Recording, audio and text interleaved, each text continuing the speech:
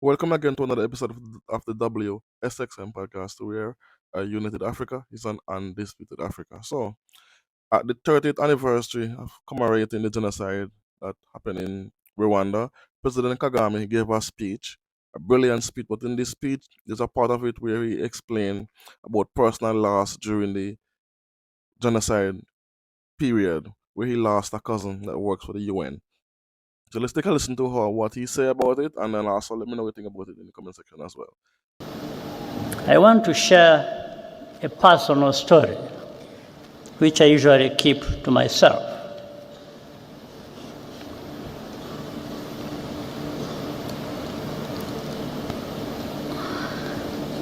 My cousin, in fact, a sister, Florence,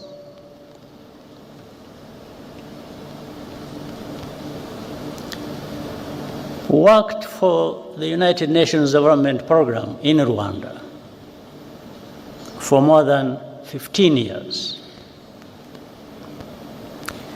After the genocide started, she was trapped in her house near the Camp Kigali Army Barracks with her niece and other children and neighbors, around a dozen people in total.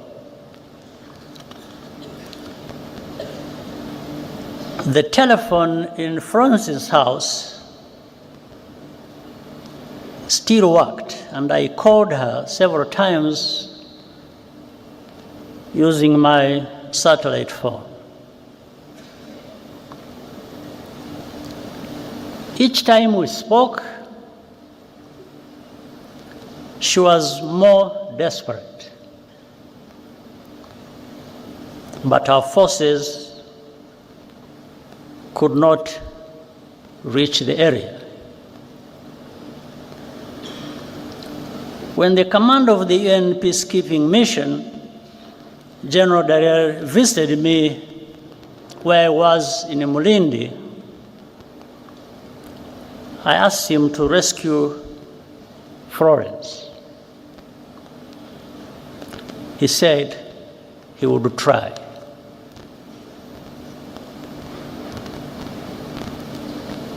The last time I talked to her, I asked her if anyone had come. She said no, and started crying.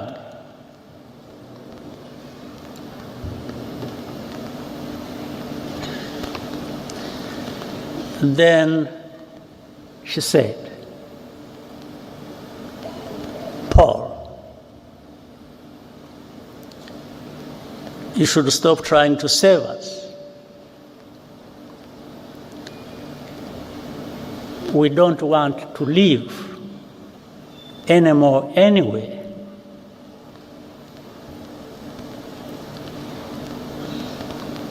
I quickly understood what she was saying,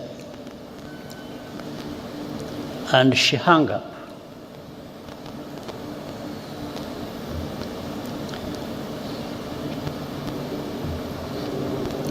At that time, I had a very strong heart, but it weakened a bit because I understood what she was trying to tell me.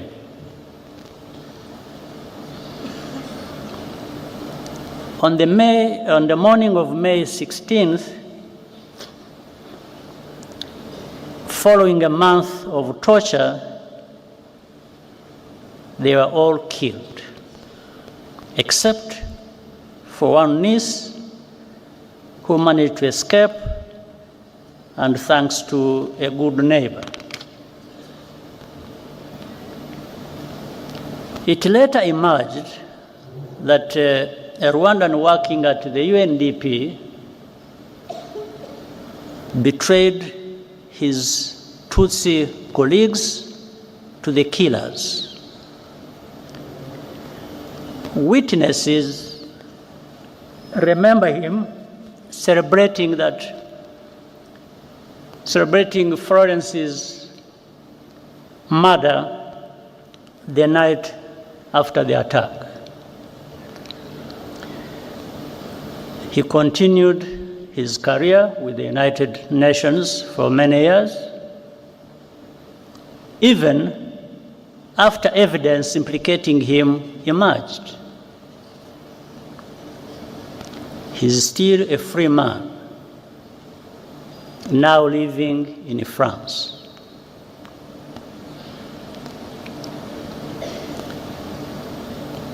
I asked General Dallaire what happened. He said that his soldiers encountered a militia roadblock near the house, and so they turned back just like that. Meanwhile, he conveyed to me an order from the United States ambassador to protect diplomats and foreign civilians evacuating from or by road to Burundi from attack by the militias. These two things happened same time. I do not need to be instructed to do something that goes without saying. That's what I was going to do.